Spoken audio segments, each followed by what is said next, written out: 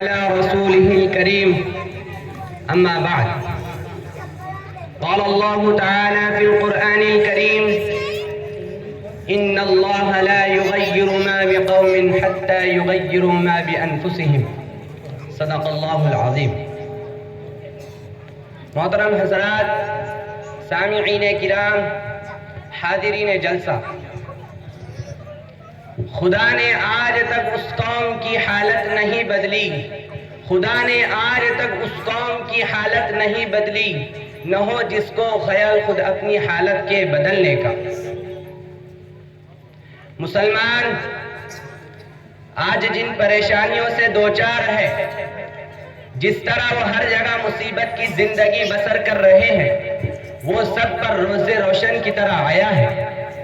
آج امت مسلمہ ایک نازک موڑ سے گزر رہی ہے، ہر جگہ اضطراب و مایوسی کے عالم میں ہے، قسم قسم کے اس پر حملے ہو رہے ہیں، طرح طرح سے اسے ستایا اور آزمایا جا رہا ہے، کہیں ظلم و ستم کی چکی میں پیس کر اس کا امتحان لیا جا رہا ہے، کبھی اس کے معصوم بچوں کو شہید، عورتوں کو بیوہ کر کے اسے آزمائش میں ڈالا جاتا ہے، کبھی اس کے فکر و نظر پر حملہ کر کے اس کی جانچ کی جاتی ہے۔ یہ دنیاوی قاعدہ نہیں بلکہ خدائی قانون بھی یہی ہے۔ اللہ تعالیٰ بھی رنج و الم اور خوشی و مسرت دے کر انسان کو آزماتے ہیں۔ لِيَبْلُوَكُمْ أَيُّكُمْ أَحْسَنُ عَمَلًا، تم کو آزماتے ہیں تاکہ معلوم ہو جائے کہ اس آزمائش میں کون پورا اترتا ہے، اس امتحان میں کون اعلیٰ نمبرات سے کامیاب ہوتا ہے۔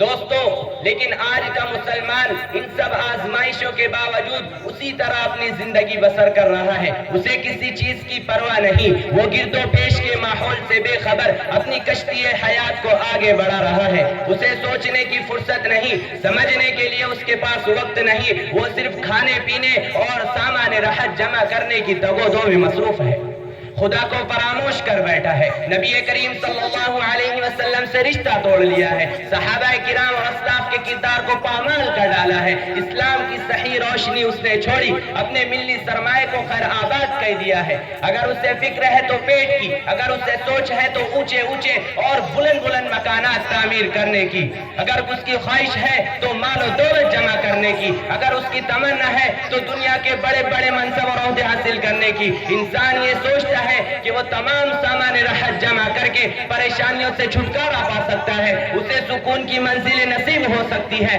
تو یہ اس کی خام خیالی ہے۔ اگر اسے سکون اور راحت چاہیے تو اسے صرف اپنے ملی تشخص، اپنے کو قرآن کے سانچے میں ڈھالنے، اسلام کا سچا سپاہی بننے اور خدا کی یاد میں مل سکتی ہے۔ نبی کریم صلی اللہ علیہ وسلم سے عشق بڑھانے کے ساتھ رشتہ محبت استوار کرنے میں مل سکتی ہے۔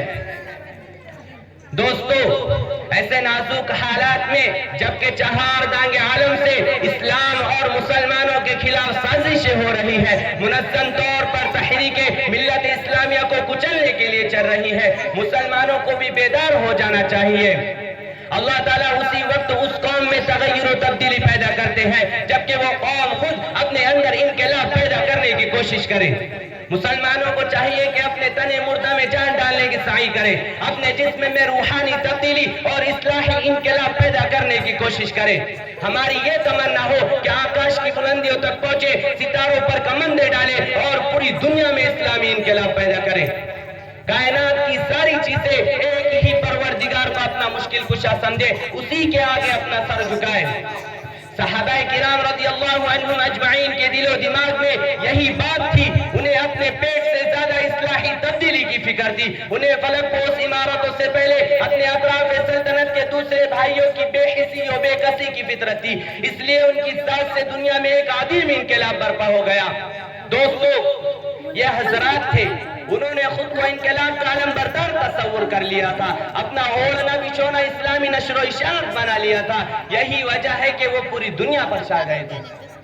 آج اسی اسلامی فکر پر حملے ہو، ہمیں منظم طریقے پر کچلنے کی سازشیں ہو، ہماری اذانوں پر پابندی لگے، ہمارے قرآن پر چیلنج کیا جائے، ہماری عورتوں کی عصمت دری کی جائے، لیکن ہماری غیرت برداشت کر لیتی ہے، ہماری حمیت کو صاف سون جاتا ہے، ہماری رگوں میں خون منجمد ہو جاتا ہے۔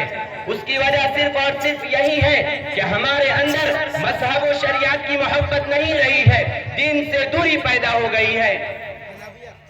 حضرات، حقیقت ہے جب بھی کوئی فرد بیدار ہوتا ہے اور کوئی بھی انسان اپنے اندر تبدیلی پیدا کرنے کی ٹھان لیتا ہے اور کوئی بھی قوم بے حسی کو چھوڑ کر میدان عمل میں آ جاتی ہے تو دنیا کی کوئی طاقت اس کا مقابلہ نہیں کر سکتی۔ اس کی مردانہ ہمت، بے باکانہ جرأت اور کلندرانہ کردار کے آگے سب جواب دے دیتے ہیں، لیکن اسے اپنے اندر حیرت انگیز تبدیلی پیدا کرنے کی ضرورت ہوتی ہے۔ اپنے عزائم میں پختگی، اپنے استقلال میں پامردی اور آنکھوں میں بے باکی کی ضرورت ہوتی ہے۔ اس کے اندر اسے بہت سی کٹھنائیوں اور دشواریوں سے واسطہ پڑتا ہے، اسے جبر و استبداد اور ظلم و ستم سے واسطہ پڑتا ہے، اسے مشکلات اور مصائب کی سختیاں برداشت کرنی پڑتی ہے۔ دراصل ایسے ہی افراد اور ایسی ہی قوموں نے تاریخ کی کایا پلٹی ہے۔ اس شعر کے ساتھ اپنی تقریر ختم کرنا چاہتا ہوں۔